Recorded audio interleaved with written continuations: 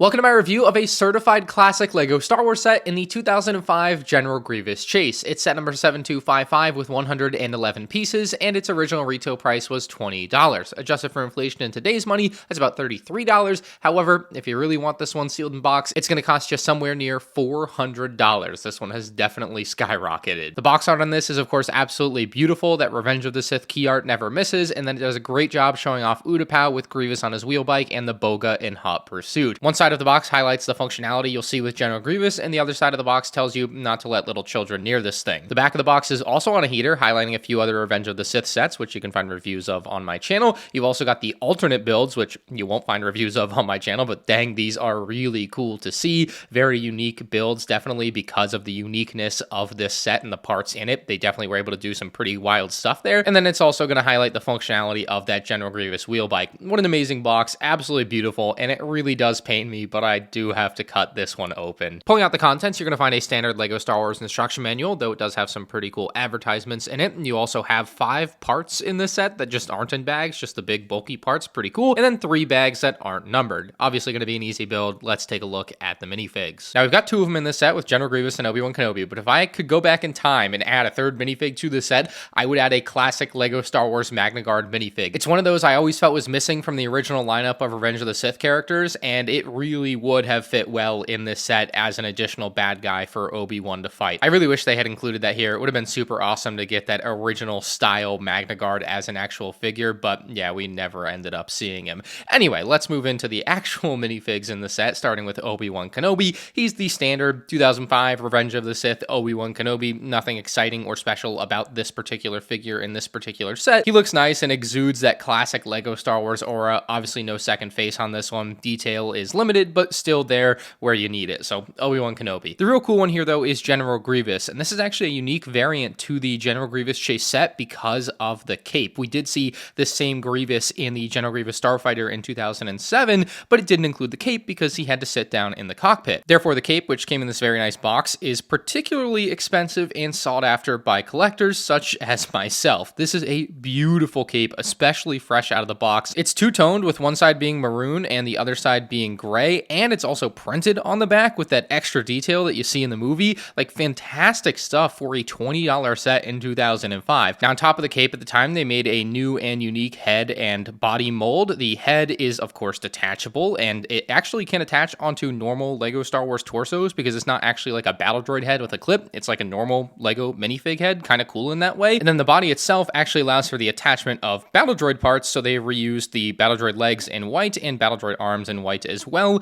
that attach right on, and then allow the attachment of lightsabers as well. You can have up to 4 arms on him, and then what I loved about this as a kid was just kind of recreating his hands being cut off, so you'd either pull the lightsaber off or pull an arm off, and that was fun. And then you could also do the thing where he goes from 2 arms to 4 arms by taking off a couple arms at a time and adding on a couple more or whatever. It's just very fun to play with. It's not as great as the newer General Grievous minifigures, certainly. It's definitely a classic feel, and if they came out with this today as their new standard, it probably wouldn't fly, but for a classic 2005 vibe, it is definitely amazing. And you can't deny they did a great job providing a lot of detail into the sculpt without any printing there, so pretty dang cool for a 2005 General Grievous. And then I have one more interesting note on this guy. His lightsaber hilts are light bluish gray. All of the lightsaber hilts to this point with minifigs were chrome silver, and these ones were not. I guess it could be assumed that they were going cheap because of the included cape and all of the large parts in the set. Perhaps it was because they were specifically being attached into droid hands, and that was some sort of issue with the chrome that would cause it to chip a lot easier than otherwise. I'm not really sure. But either way, for the lovers of those classic chromed lightsaber hilts, this seemed to be the beginning of the end. Look, it's a great figure for 2005. The chrome lightsaber hilts not being here definitely sting a little bit,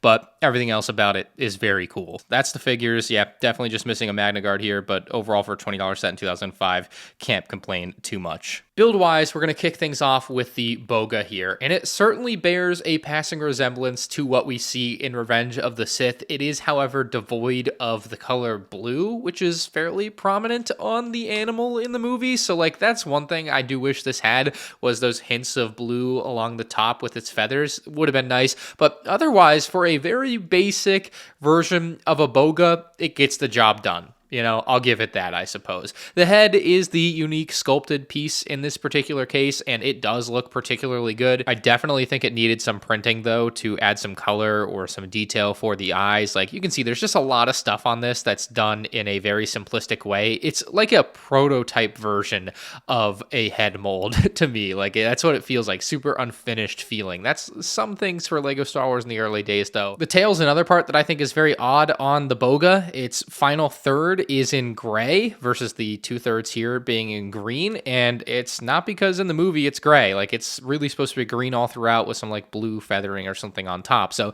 really just a missed detail there, and probably just because they were being too cheap to recolor this part into green, I would assume. The underbelly here is tan, which feels fairly accurate to what we see in Revenge of the Sith. However, it's just such a blocky design that it really stands out that it's tan in this section. The legs also sand green versus the regular darker green of the rest of the Boga, I think feels off. Then you've got the gray feet. Like, it's a real mismatch of colors and parts, and probably because they made the dewback in sand green, they didn't want to recolor the legs in a dark green for this. Like, I'm just thinking it's probably ways they were saving money at the time. You got to remember, LEGO was nearly broke at this time, so I mean, it's kind of fair for them to not recolor every little piece for something like this. You know, I'll give them that. Somewhat awkward coloring and that lack of some of the finer detail aside, I still think it's a very cool animal, and it certainly is a very functional and playable one, as it's got a lot of moving parts. So we'll start on the tail for that. The tail pieces individually can be spun around, so you can kind of move them and display them however you like that, or you can have it swing around and hit a minifigure or something. Like, that's definitely something you can do, which is cool. The tail can also move up and down, so a lot of range of motion there, and then it actually looks kind of like a Bronchiosaurus if I hold it like that, right? Wow, that's funny. I think that's the name of that one, the one that eats really tall trees.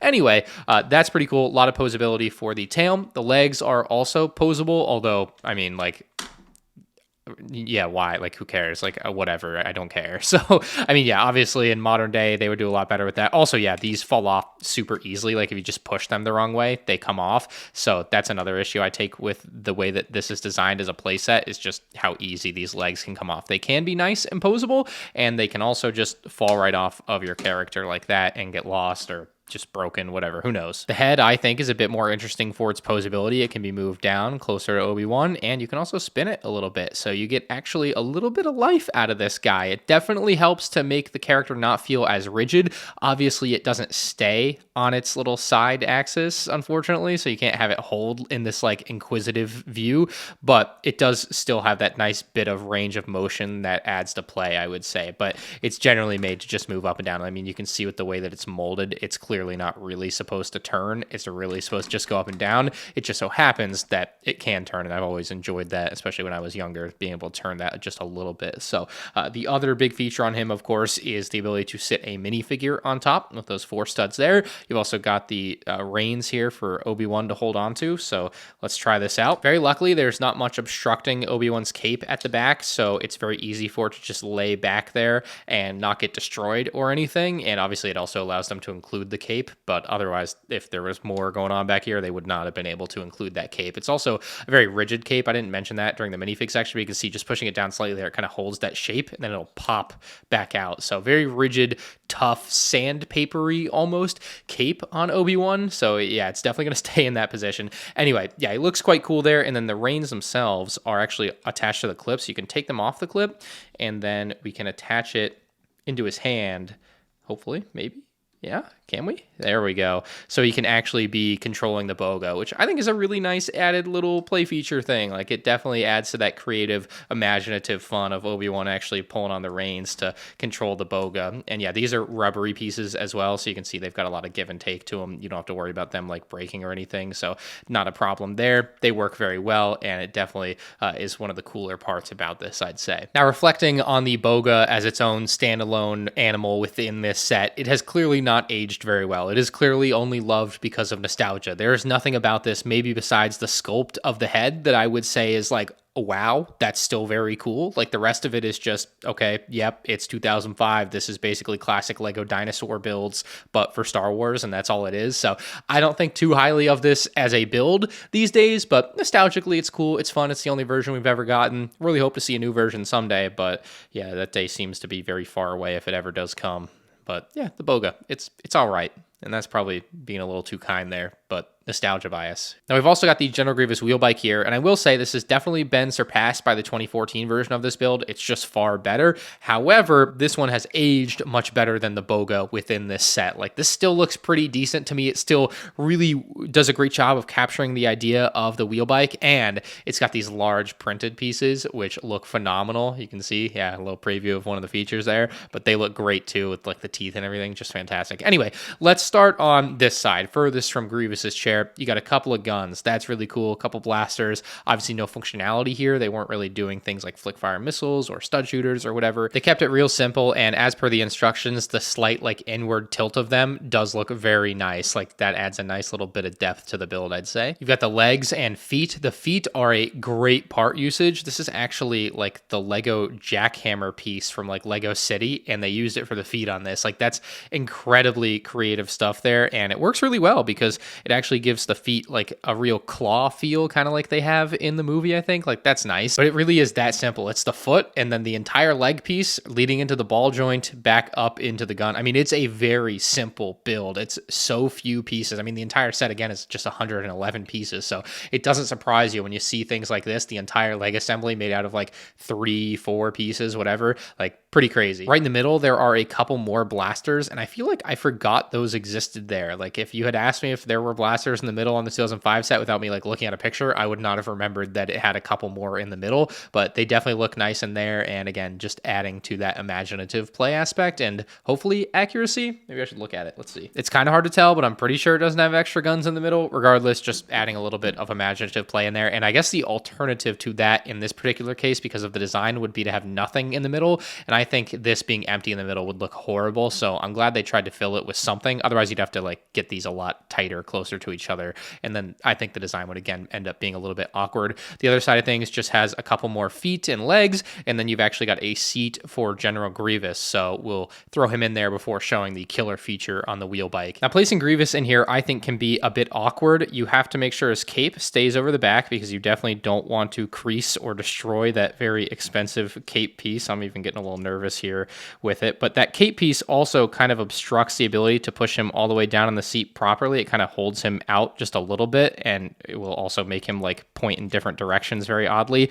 But you then take this, push it down on him, basically like a lap bar on a roller coaster, and that should hold him in there. I'll shake it around a little bit, see if he falls out. Seems like he's going to be okay. Maybe spin it upside down. No, it doesn't fall out. So at least through like light play, that should be fine. But yeah, you can't hold on to the handlebars or anything like a normal minifig, so it's not the prettiest thing. And if you remember on the box, they do show him with a couple of arms holding lightsabers out to the side. So the handlebar is clearly supposed to just kind of hold him down, not really obviously for him to grab. It works like that well enough, but yeah, it's just super awkward looking depending on how you orient it. Like, maybe we can get it under the arms and it would feel better. Let's try that. I don't really know if that's better, and I probably haven't put a General Grievous in this seat like this in probably 17 or 18 years. So this is a real throwback to me, trying to remember if I had any issues with this as a kid like this or cared enough to notice, and clearly I didn't because I don't remember. But that, yeah, I mean, as an adult looking back on it, not the most ideal situation, but it does work. It does work, but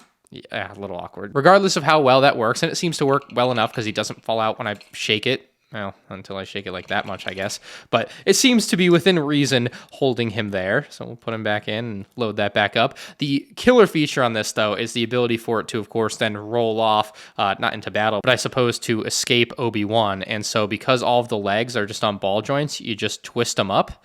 And so the front two are up, the back two still down. So we'll twist these up like that.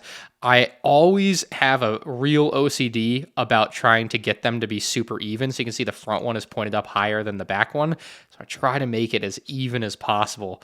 But there we go. Hopefully we can get it really close. I think we're pretty dang close there. So OCD is now satisfied. But you can put this Grievous wheel bike in the rolling position and roll it along. And it actually rolls very smoothly as long as you don't tighten everything too much. So as I was building it, I was very cautious not to tighten these pieces too much to these plates, because if you do, then it won't really roll. But because I left them loose, they will roll with very little friction, and so they'll continue to roll for a while after that. And yeah, they roll very nice. It's super smooth like this. It looks really cool, I would say, with General Grievous on there. And of course, the whole deal is for the Boga to be chasing him, so you have it roll through and then have the Boga come behind him. And as far as like a play experience, that's really cool. It works really nice. Now for display, unfortunately, it is kind of heavily weighted to the General Grievous side, and so it doesn't really hold itself up super well. Most of the time it will just fall to the side. You could maybe put a clear brick under it here, and that would hold it up if you wanted to display it like this, because I think it does look really cool like this.